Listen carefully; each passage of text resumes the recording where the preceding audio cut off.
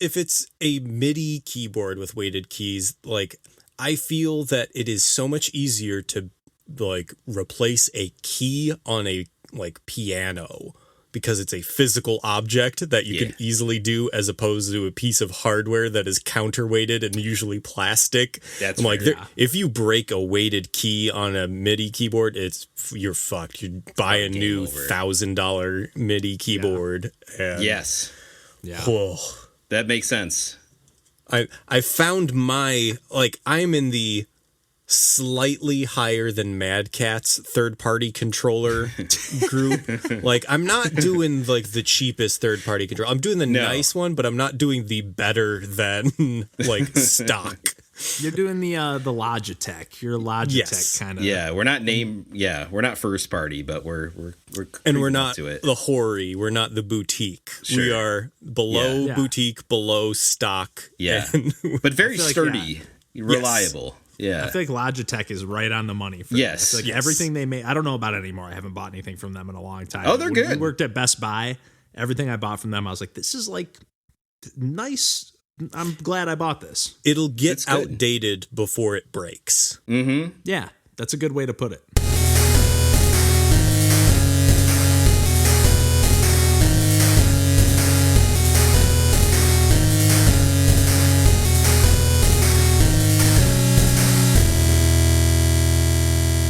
Hey everybody, welcome to Pursuing Pixels. My name's Kevin Portelli, and I'm here tonight with John Hines. Hey there.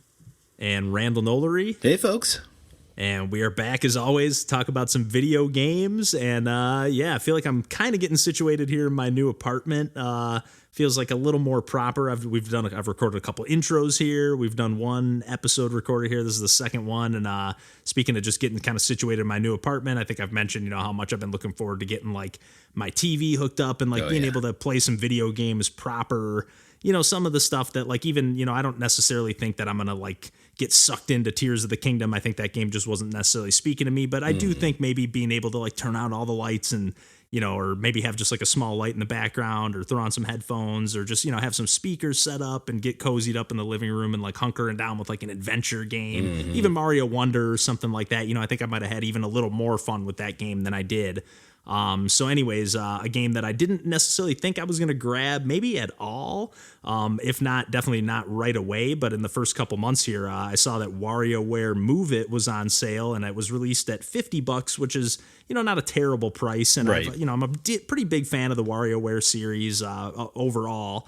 I would say it's a mixed bag across the entire series of like how good the games are and how much I love them. I would, on the whole, I kind of gravitate a little more towards the handheld games in the series. Yeah. It seems just because, I don't know, the arcadey pick up and play nature just lends itself a little bit better to that. And it leans into a gimmick that way too, right? Like it has its own specific hardware and that really lets them, kind of go nuts within those constraints, I would say. Yeah, that's true. That's true. Although I will say like, with like, for example, like WarioWare Smooth Moves, I think it was on Wii, like that, obviously had a gimmick as well. And so does, this game here. And I think I talked a little bit about WarioWare. What was the other one? Get It Together or something? We were talking about this right beforehand. Which I honestly thought that one was going to be one that was really up my alley because it seemed like it was more like gameplay, like just hold a controller and play, regular gameplay.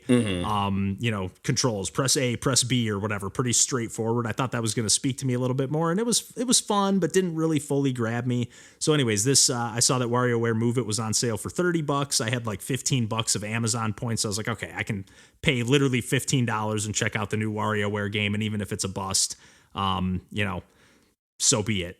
So anyways, I picked up WarioWare Move It and it feels very much inspired by WarioWare Smooth Moves. Like you're very much, it's got like the kind of narration for all the different forms. And this is way more leaning into the motion controls with the Joy-Cons. You're holding both of them. I actually had to like dig out my straps. I had like taken my Joy-Cons apart and like taken those straps off. Cause like I'm never putting these on, but they have a bunch of forms in this game where you have to like hold the, Joy-Cons like resting in your palms and then like, let one of them, like you'll be like holding your hands over like a cauldron and then it's like put the right ingredient in the cauldron and then you just tip one of your hands and let the Joy-Con what a good and there's some There's a ton of really cool gimmicks. There's a ton of cheesy ones. The one thing that I think they kind of missed the ball on with like WarioWare Smooth Moves, again, to keep just calling back to that game on the Wii, I really loved the comical like narration, just that real like slow drawl of like when it would tell you like the form baton or whatever, like the different forms that you had to stand in. It would kind of tell you, had that real slow like the form baton. Yeah. Stand with the Wii remote. And they do something very similar in this game, but the narration, it just feels like, I don't know if half baked is the right word, but it's just like the humor is just missing the mark 100% on that. Although it is like hitting the mark on everything else. Like the presentation is actually probably among my favorite in any of the WarioWare games. Like all the little story bits leading up to each like, character's set of mini games or whatever. But where it really just kind of falters a little bit is just having all these different positions that you have to stand in and hold. Like, one of them is like, let the left Joy-Con dangle from the strap while you hold the right Joy-Con in your left hand and use the IR sensor on the bottom of the controller. And like, it'll literally use the IR sensor at like to an insane degree where it's like, it'll show how many things are on the screen and it'll be like 4 and you have to hold up 4 fingers for it to recognize how many fingers you're holding up. And it's just like, it gets a little frustrating. Does that work? It actually, when it picks it up, yes, but like, and you can actually like see the outline of your hand and it's like, damn, that's like spot on. Wow. But then it's like when you're trying to rapid fire juggle between all these different, positions and like get the Joy-Con held in the right grip, because you're actually mostly holding them like with them turned in sideways and like your thumbs on the ZL and ZR buttons. And then you're like, again, holding them in a million different positions. Like one of them, you're like holding one like off your nose and the other one off your tailbone, like a chicken. You call it like the Bacall stance. And like that was one of the moments where like the humor like kind of hit the mark in a total cringe moment. Like the little like, I don't know, after the narrator does his thing, he usually says like another thing that's supposed to be a joke and it's usually not very funny. And for whatever reason on this one, he just like breaks out into like a little like mini rap song. I was like, what is even happening right now? Like, I was like, I don't think I'm high enough to play this game. There's been some, like, I was busting out loud laughing at some of the little cutscenes in between, just WarioWare is like, or Wario in general with like his greediness. And you're just kind of on this like island tropical vacation. But again, like just having to juggle between all those different forms and like half the time I'm like, I don't know. I won the mini game, but I don't know why. I don't know what I did. Like there's one where you're supposed to like, they call it the love struck pose. So you're supposed to like hold the 2 like Joy-Cons under your chin. Like you're just like, so smitten with someone. And then it says like eat. And it just shows this like giant watermelon in front of your face. And I'm like, I don't know if I'm supposed to just like move my jaw and it's supposed to like register the movement of my jaw. But like one time I felt like I didn't even move and I just won the game. So I was like, I don't know what's happening half the time. Yeah, you don't move the watermelon slice. You move your face, right? Yeah. And that's not to like totally undermine the mini games, because the motion controls a lot of times do work. Like there's one position where you kind of like, they call it the archer pose, I think, and you kind of like, have one arm out and one kind of like tucked in at your chest, and you like, there'll be like a hawk coming down from the sky and you have to get it to like land on your arm. And it, there's moments where it feels like, borderline VR-ish. With the way the mini games are, because they're like in the first person mode, or like one of the cool, like, how there's like the boss stages or whatever at the end of each zone or whatever after you get to a certain threshold. So one of them was actually like the slide level from Mario 64.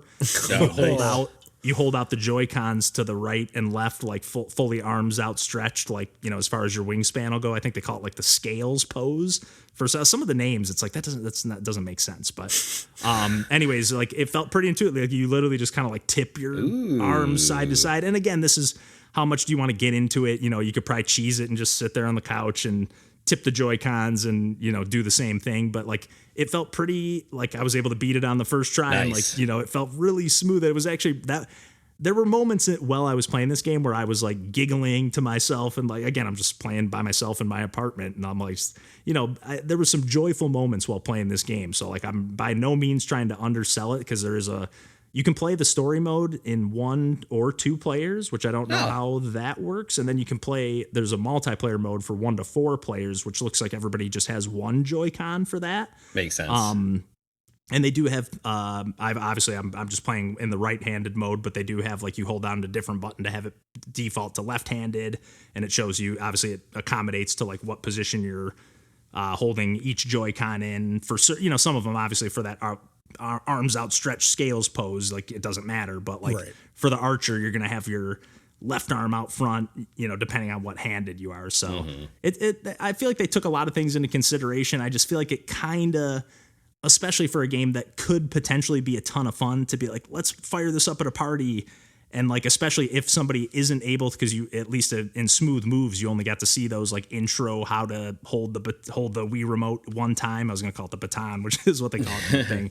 Thinking here, they call it like the form stones or something like that.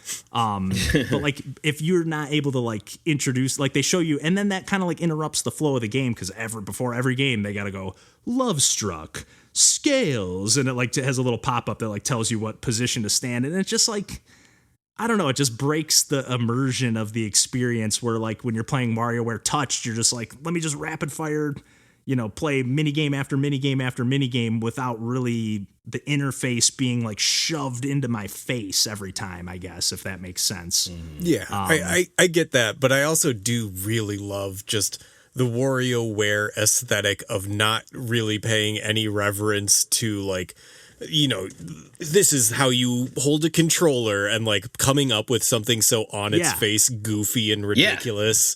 I'm like, I really appreciate that. How many games use the IR sensor in the first place? Yes. On the goddamn I kind of forgot it was even there for like anything other than like scanning an amiibo or something. It's truly there's no bad ideas in a WarioWare game where it's like, what's the dumbest way you can interface with this controller? And I really love that. There's some fun stuff. Like like one of them is just like, I don't even remember what the prompt is, but there's just some like a toilet clogged and you're standing in the night pose with the Joy-Con stacked and you just have to unclog the toilet. And it's like, I don't know. You can get pretty into the motion controls too. I will say that aspect seemed pretty fun. And again, that probably would only be lend itself even more so to like playing with friends, multiplayer, to get even more into the goofiness of the motion controls. And I don't know, but I'm definitely having a good time. I'm definitely a little more, I would say I'm enjoying this one more so than the first one. It's hit or miss, but on the whole, I would say it's pretty cool. And it's awesome to the fact that we got 2 WarioWare games on one console. Yeah. Which is pretty sweet. So. Yeah, I was gonna, the brief thought I had was just that Jackbox is the only other group of games or developers that seem to be doing the same WarioWare formula of taking a goofy concept to its logical extreme and just doing a lot of it. Yes, and also not leaning on traditional gamer skills built up over time potentially, right? It's a little bit more even that way in those sort of multiplayer experiences. It's taking into account that some folks maybe don't play games all the time, but still might want to partake in this. Yeah, but I think that's a real fertile ground for another indie developer to start to work in that mode of just coming up with that, because I feel like there's a lot left on the table that could be used. Yeah. And I feel like there's the potential to work that into a different type of gameplay framework outside of just being frantic arcade micro games, to figure out a way to work that into RPG combat or something like that. Or I don't know, you could just warp that in so many ways. Sounds like it's not so frantic though. Sounds like there's a bit of setup between the different ones where it's supposed to go in order like the WarioWare, where it's jump you into this scenario and you just got to figure out within 4 seconds before the bomb explodes or whatever to jump over the Goomba or whatever. But that's not the case here, huh? I'll say it still gets pretty quick, because once you get going and once it does the full, when you see a new form or stance or whatever for the first time, and it kind of does the narration introduction, after that you do just see it for a quick second. And it, does the same thing as it speeds up and speeds up. And I'm just playing the story mode, and how that, I think traditionally it just plays up until you get to the boss stage. If you beat that, it just kind of ends. Yeah. And actually on this, it lets you if you die and get lose your 4 lives or whatever, you can do a stance for a second chance, and it just lets you seemingly just infinitely try again if you want to. So I was you know what? I'm just going to see my way through this. I haven't gotten all the way through to the end. I've only done one of them where I was I'm just going to replay this remix, the first remix challenge I got where it just lumps all the games together of the first like chunk of the game, the first half or whatever. Yeah. I was like, I'm gonna see how far I can get on this one, and I got through one boss stage and I think a little bit more. Some of the boss stages are really fun. That's something I'll say. There's been a few that are better than others. There's only one that I didn't think was all that interesting, where you're like flipping these steaks and meats and trying to get them cooked. You literally have to like put the Joy-Cons like on the ground or somewhere, like, and then just like pick them up and flip them. It's sort of weird. But anyways, there were some really cool ones like that Mario slide one, obviously. But I'm trying to think of some. There was one where like you put like the Joy-Cons on your hips. I think they call it like the big cheese pose. Like you're in like a big like, you know, puffing your chest out position, and then you're like, you swallow something, and then you're like, you have to keep like tipping your like like hip side to side and let this like marble like go all the way through your intestines. It's got some pretty cool boss battle stuff. Yeah, so I'm definitely a fan. Like I don't know if I would have been as pumped if I paid $50 and bought it on like day one and was like counting the days for it. But being that I was kind of like, oh yeah, I kind of forgot that this came out, and it was, you know, on sale for cheaper than I thought it would be, you know, for a long time, let alone shortly after release. I was like, man, I'm happy to snag this. So, totally. Nice. Yeah. Hopefully I'll maybe update at some point if I play some multiplayer, but yeah, I'm looking forward to clearing the rest of the campaign. But nice. Why don't I kick it over to John for some of the stuff that you've been playing lately?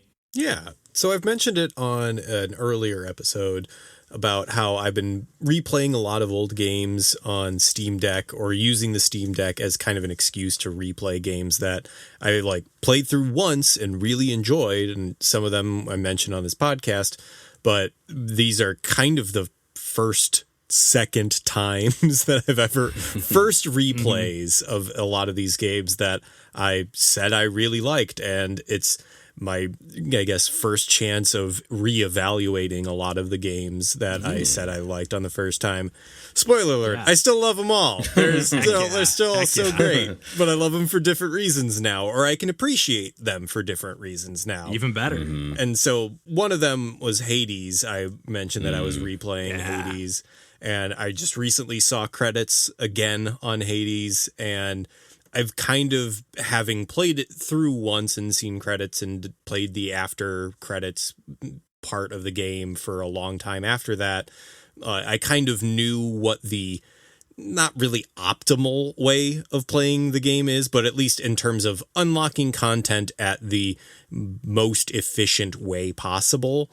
Like I've long since maxed out like all of my stat upgrades, and I'm really just playing it for the story at this point, where that is the part that just takes the longest. And it's kind of, you know, there's still plenty of things for me to unlock and keep doing. It's not like I'm grinding the game by any means, but I definitely am not hindered by I don't know, even difficulty at this point. It is kind of just like I had a really good like streak of just clear after clear after clear. And I was like, I ran into my first death in a while. I was like, oh yeah, I guess I can lose in this game still.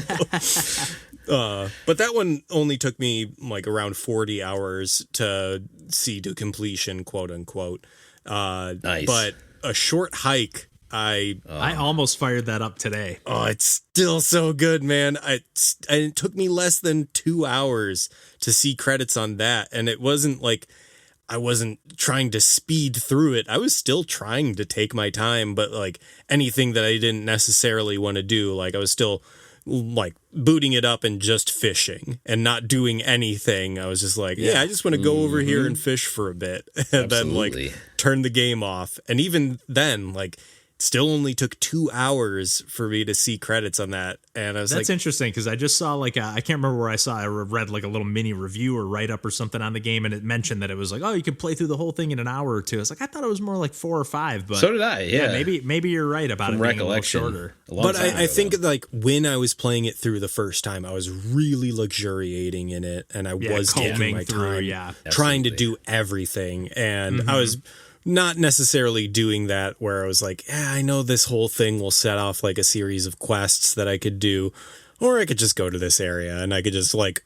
fly around the entire island. I have enough feathers to fly around and enjoy myself. Yep. Yeah. And there is like, that is a reason why I come back and replay games, is because I don't necessarily want to experience it exactly the same as I did on the first time. And when I play games for the first time, there's a lot of tentativeness of like, oh, I don't want to beat this game too quickly. I don't want to rush through this. I really want to take my time. But after I've done that once already, I can kind of just have fun. And like, this isn't to say I'm not having fun on my first playthroughs, but like, I'm really kind of just doing it for fun. Like, the short hike, I was, reading all the dialogue and having a lot of good time with it. But, and like a game like Control, I'm not really necessarily like sitting through every cutscene. Yeah, there's a lot there. Yeah.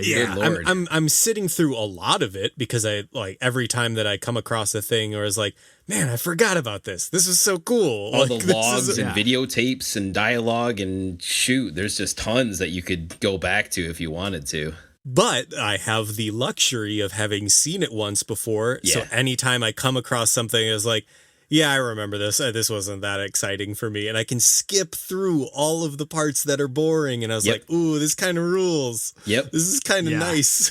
Streamline. That's actually such a good point. I love that feeling of like going to a game that you are. That's part of the reason I keep firing up like the Lonely Mountains Downhill dailies, because it's just like I know how to play this game. Yeah. And like playing with the Geronimo bike today, it's like I've never played with this one. This is kind of annoying. This isn't what I'm used to or whatever. Yep. So that's a good point. Yeah. But also the great transition because I'm just going through every game I've played. And list them off because this is giving me I'm like, yeah, I definitely need to replay a short hike. Oh, it's so fucking good. But you mentioned one of the best. I've completed this, or as we speak and record on this day, we've ended the current season on Lonely Mountains Downhill, so you can no longer earn points towards unlocking items, and it'll open up again in 7. But like, this is how you do a battle pass. This is the only like. There's nothing in there. It's all just cosmetics. Like, it's just goofy, fun things. But every day there's one new level to do.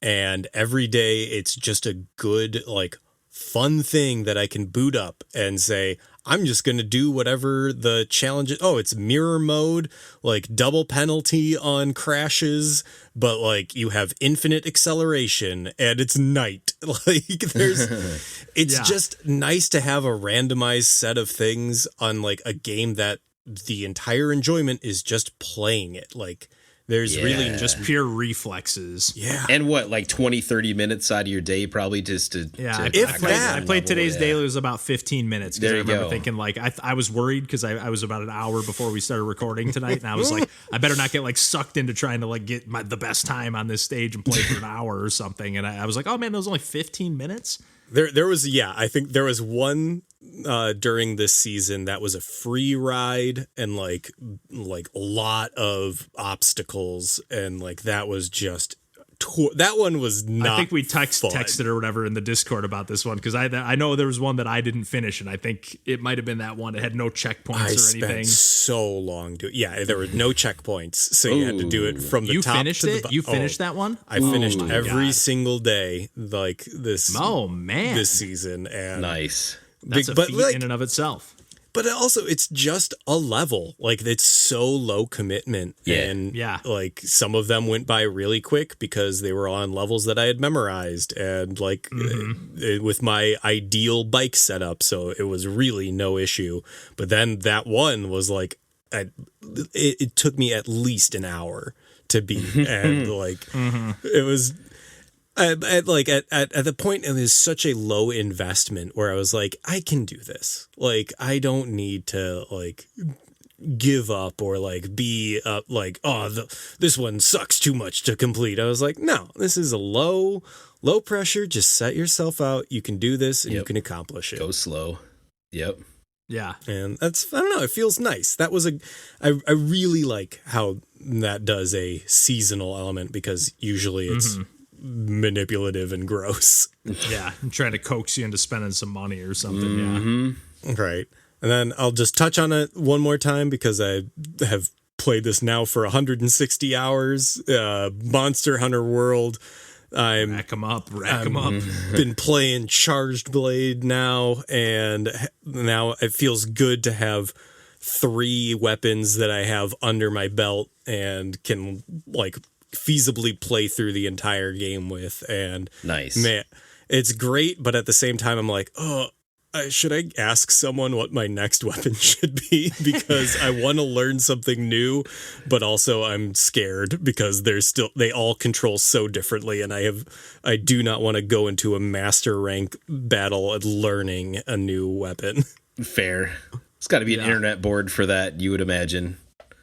Oh, there's tier lists, but everybody is very opinionated. Oh, yeah. Apparently everyone hates my mains, but whatever.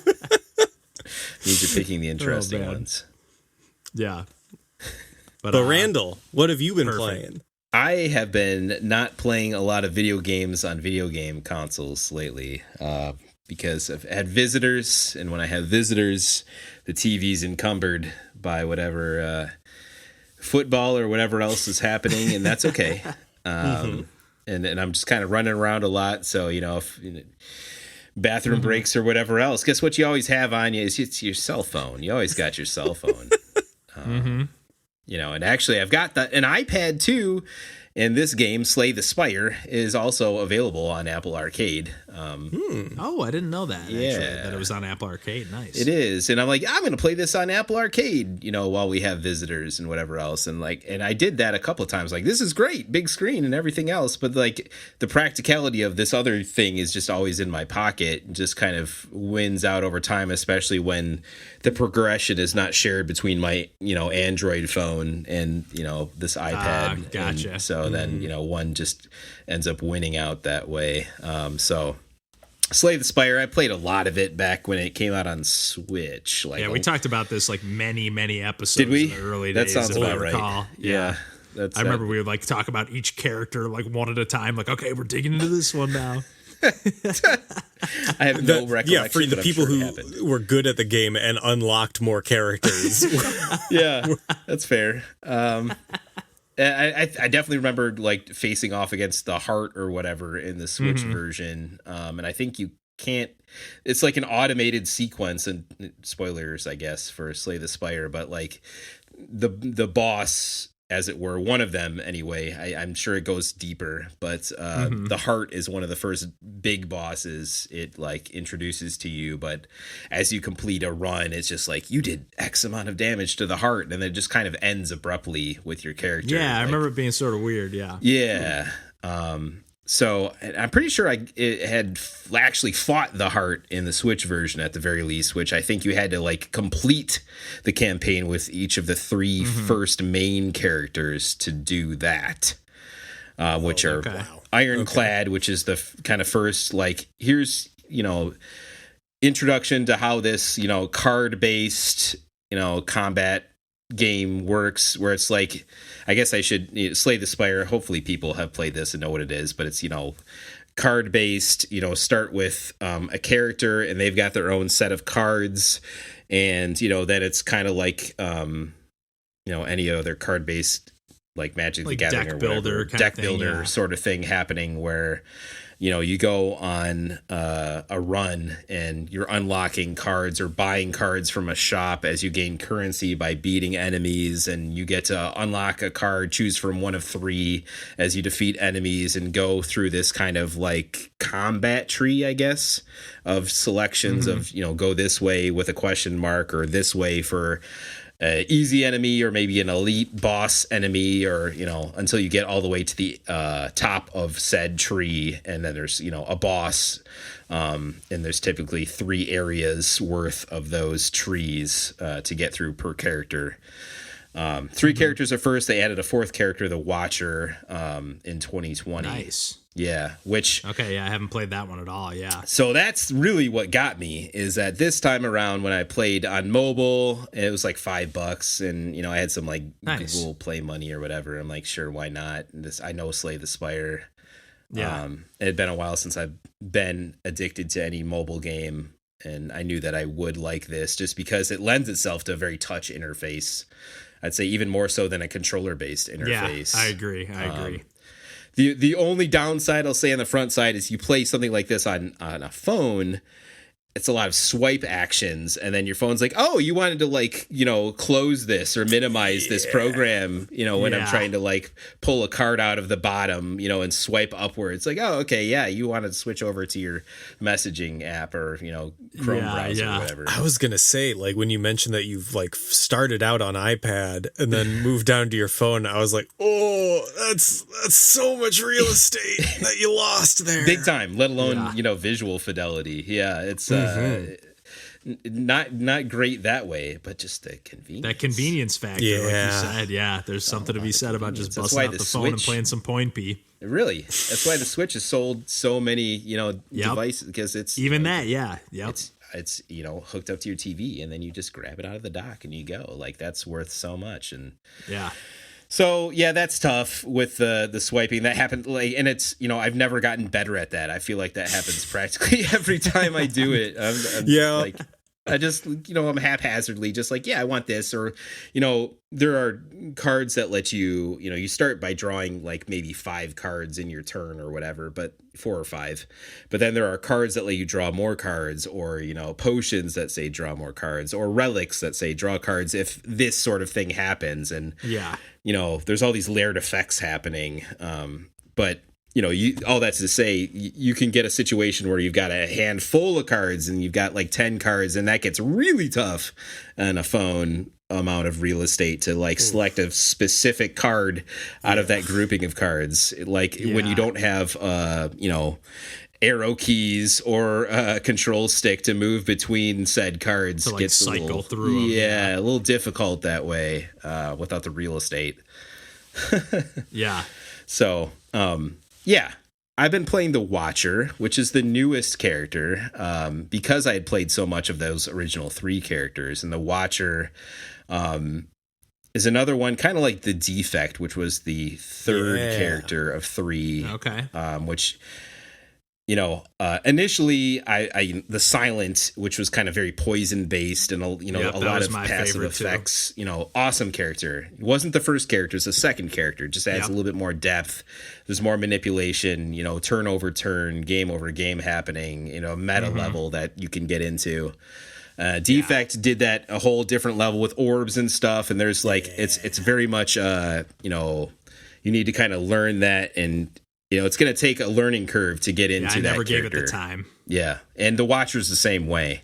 The Watcher, you know, you go between different stances that do different things. So you've got 4 stances effectively, at least so far, and that's like your normal stance, just like any other character. But then there's a Wrath stance where you do double damage, but you take double damage, and you know, there's Calm where, you know, you essentially, it's just like normal, but once you've exited your Calm stance, you gain 2 energy points, and energy points are what you need, like mana, to spend on cards to use cards.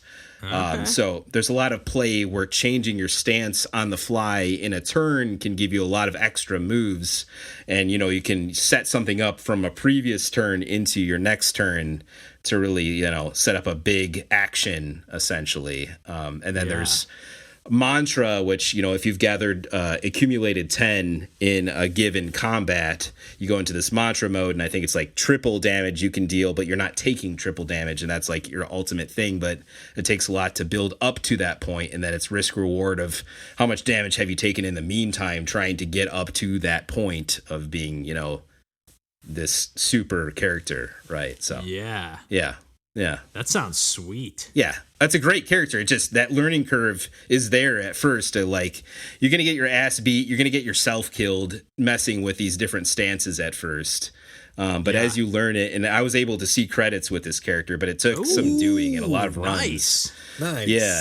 Yeah. Nicely done. So you've been playing a decent amount of this then, obviously. Yeah, there's, you know, you have your bathroom breaks or whatever else.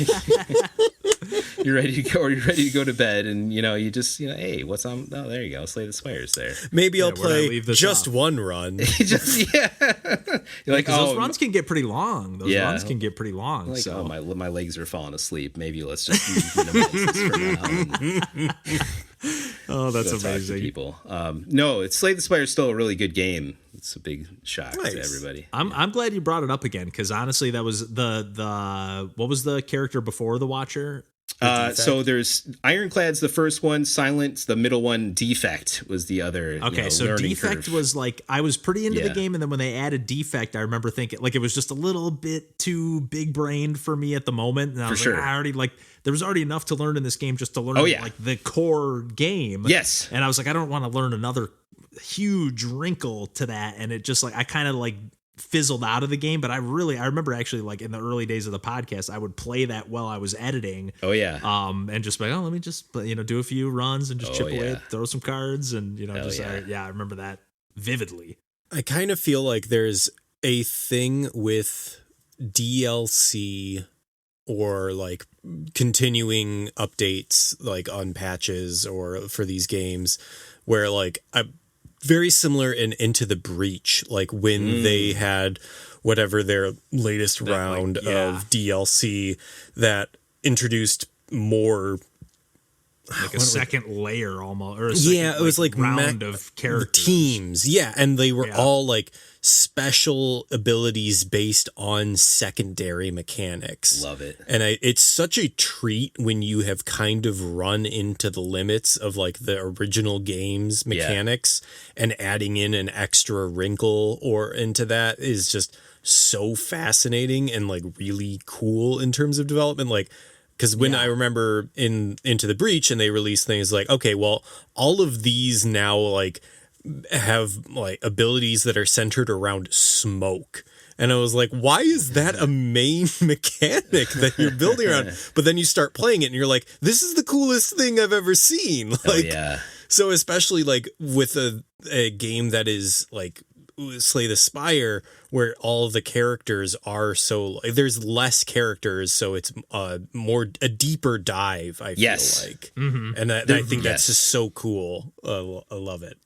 Definitely. And, let alone that, there's a roguelike element happening between runs on each one of these characters where you're gaining these experience points between runs. And those experience points result in unlocks of cards that you can see during future runs on each one of these characters individually. And they play quite differently. So, and just leaning into all the different buffs that you get on each individual run is just so much fun. Yeah, and based on what cards you're getting on a run will really inform your, what you select and what you lean into for that specific run. Like, I've gotten a lot of poison this time with Silent. Let me really lean into that and away from what I might be used to playing otherwise. Just to keep adding to those active or passive things that are happening and just multiplying those effects. It's just real good. Yeah. Heck yeah. Nice. Well, I guess before we wrap things up tonight, I'll talk a little the latest PUNKCAKE release. I've been doing a little bit of, I was going to talk about a couple games here. I've been doing a little bit of mathy gaming lately, and actually right before I was playing Lonely Mountains Downhill tonight before we recorded, I was playing a little bit of this game called Tens on the Switch, which is kind of like a dice-based like puzzle, like a 5x5 grid, like sort of like a Sudoku. You're basically just trying to get your rows or columns to add up to 10. It's just like a game that I've been kind of like not mindlessly, because you got to do a little bit of puzzle solving and whatnot, but like I've been just kind of firing that game up to pass the time. But the other game that's kind of mathy that I haven't dug a ton into, but being that it's the latest PUNKCAKE release, I'm just like, I got to give this game a shout out, and I've played a little bit of it.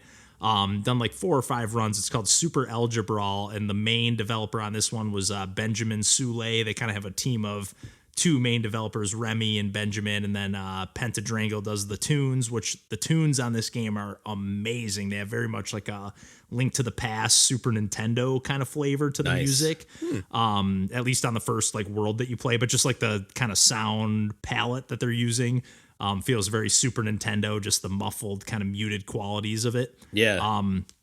But anyways, the way this game works is it's like I think it's a little bit of a roguelike in the sense that it's like procedurally generated, a little bit of randomness to each run. But you have this like kind of boar king that has a set amount of health, and then you have a cast of like a certain amount of minions. There's like 4 or 5 that you start with. I think there's a few different like debuffs that you can pick at the start of a run to start with like less minions, or start with your boar king to have less health at the start of a run to just like give you a few extra stars when you complete a run. But anyways, your enemies, and there's no tutorial in classic PUNKCAKE fashion. So at first when I was playing this game, I just fired up a quick run. I was like, oh, new PUNKCAKE game out, I gotta check this out. And the game actually like came to fruition. Apparently Benjamin, the developer, was like making this game to help his daughter learn like multiplication and subtraction and addition and just math stuff. And he was like, you know what, I'm gonna soup this up a little bit and turn it into a full-fledged PUNKCAKE release. So anyways, you got your cast of minions, and like right away with no tutorial, and I didn't read the description of the game or anything. So I'm just like, okay, I just gotta, you come up, you're running down the path, and it's just kind of like a side scrolling. It's mostly a turn-based situation, and you come across a band of enemies or whatever, and then you see their health. Like, okay, they got 10. There's 2 enemies here, one with 10 health and one with 15 health. And the goal here, which I didn't realize at first, is to kill the enemy by doing exactly the amount of damage that their health is at. So if you do 12 damage to an enemy that has 10 health, then the enemy that you kill that enemy with will then be corrupted and turn into an enemy. So if I do 2 extra damage to an enemy, it'll then turn into, my minion will then turn into an enemy with 2 health that I then have to kill. And then any leftover enemies after all my minions are gone will then attack. Like I can attack them with my Boar King, who starts out with, if you don't do any of the debuffs, you have 20 health. If you do the main debuff, I think it just cuts it in half to 10. So you can like try to, and then obviously you just have to eat the damage. Like if there's like, okay, there's 1 minion with 5 health left, they're going to just do 5 damage to your king, and you'll be able to kill that enemy and move on to the next wave. But you really have to start, like you basically get a bunch of different spells of like, okay, let me add these 2 minions together, or let me split this minion in half and turn it into 2 minions. And some of the minions will have different abilities of like stealth. Let me subtract my health by 1. So you're trying to like, okay, I got to get, as you get further and further along, there's going to be an enemy with 64 health or 158 or 755. And you're just got to be like, okay, how can I use my minions? Because as you progress further along, every time you clear a wave of enemies, you get to draw from a pack of cards. You get to like flip over 4 cards, I think, or up to 4 cards. The first 2 are free. If you flip over more than 2, you have to use like your HP to flip over more and then select those cards. But those cards are either going to give you more spells, either like an extra multiplication spell to multiply to characters' values together, or even some of them are just like you have to, you're playing mostly with the mouse here, and then there's some keyboard hotkeys, but you can drag and drop the characters where you like them. And then there's even some where just like stick these 2 enemies, or not enemies, or your characters, so the minions or whatever, together. So like if I have a character that does 5 damage and a character that does 7, and I position them next to each other and then like fuse them together, it'll turn into a 57 damage. I'm looking at the itch.io page for PUNKCAKE, and they've got their little preview GIF, and it's showing this in effect, just grabbing them with the cursor and like putting them together to multiply them in the new number, and it looks so intuitive too. It's so awesome. Intuitive. It's so slick, because like anywhere you put the mouse, because at first I was like, I kind of wish it had like some hotkeys for like selecting which character you wanted, but like basically anywhere you put the mouse, it'll like kind of like when you're selecting which characters you want to attack or fuse together, like if you position the mouse, just whichever characters are like the closest to that vector point, it'll like kind of show you a dotted line that like, okay, these are the ones that are going to attack each other or multiply together or whatever. And obviously you can drag and drop them wherever you like, but it gets so intuitive. The only thing I'll say that gets a little bit annoying is like the hotkeys are all mapped to just like your different like spells of like addition, subtraction, multiplication, whatever, that all the different spells you unlock are mapped to the number keys 1, 2, 3, 4, 5 or whatever. But if you like deplete all your addition spells, I wish it would just stay like a blank. Like the 2 is usually the addition slot, but if you deplete it, they all just like shift over, and then you kind of have to like remember where they're at. So that's a little bit annoying, but you can also just click on them too. You don't have to use the hotkeys. And actually, after a while, I was like, you know what? It actually is kind of more I don't need to like rip my way through this because I would make a mistake here and there, clicking the wrong one and be. I didn't want to add everybody. As an accountant, I would love if it used the numpad plus, minus, multiplication, divide. Yep. That would be ideal, but it's not everybody has those keys memorized. There's a few cool wrinkles into the game where they're like, non-math, like I said, where you're like fusing enemies together. You're not necessarily doing, math itself, but it's just, I love the presentation. I love the fact that it was a game that he made for his daughter initially, like to help her learn math. The pixel art's amazing. Oh yeah, it looks great. The music's amazing. Every character, like, all the minions you get, I keep calling them minions. I feel like that makes them sound like enemies, but the characters that you unlock on your like army or whatever, like they all have like each one has a name or whatever. No, I think minions is the right term. It's just been poisoned by a media franchise, by Despicable Me. But it's perfectly accurate. Mm-hmm. Yeah, but it's a ton of fun. I think it's one of their. I feel like they went on a little bit, not a hiatus, but they were just like, okay, we're gonna let some things cook for a while. They got another like kind of turn-based top-down shooter game cooking right now. They released this other game called Hexel as well right before this one that it was like very Sudoku-esque, but like also like hexadecimal, which I don't even know if I know what that means. It felt a little too big brain for me. Like I got the first part of the tutorial and then it was like, and then if you look at these numbers, these are bits and these are connected together like this. I was like, I don't know if I get this. It felt very much like a John game. I was like, this feels like this would scratch an itch for John. But it's added to my wish list, and I've also just sent it to both my sisters to be like, hey, your kids want to learn some math and play a good game? Yeah, it's awesome. And so I know PUNKCAKE, they just announced like they're planning on doing quite a few more releases this year. So I'm very much looking forward to that. It was kind of a nice, like, as I'm getting back into my groove in the new apartment here and getting back to doing some streams here and there, I was like, oh man, PUNKCAKE's getting back into their groove. I feel like just felt serendipitous to me. So that's awesome. Very much. And again, I just want to give a shout out to the music because Pentadrangle just does not miss with any of their soundtracks or really anything that they ever work on. So nice. I don't know. Anything else before we wrap it up tonight, guys? Nah. No, sir. All right. Nice. But yeah, I guess we'll wrap it up there for this week. And as always, you can find us on the internet at pursuingpixels.com and virtually anywhere else. Just look up Pursuing Pixels. And until next week, we'll catch you then and take care. Bye. Bye-bye.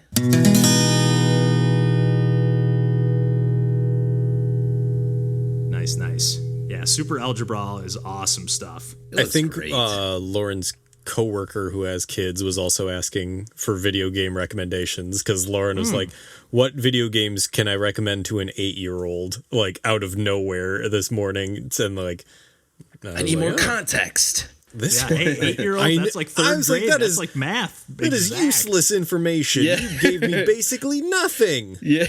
And like, I think the games that she sent, it was like, what else do they like? And it was a interesting outlier. I was like, likes Untitled Goose Game, Stardew Valley, It Takes Two, Minecraft, and Portal. Okay. Portal. And I'm like, wow. I've heard great things about that It Takes Two game. I just started playing it today with Tina. Really? I wasn't going to talk about it yet.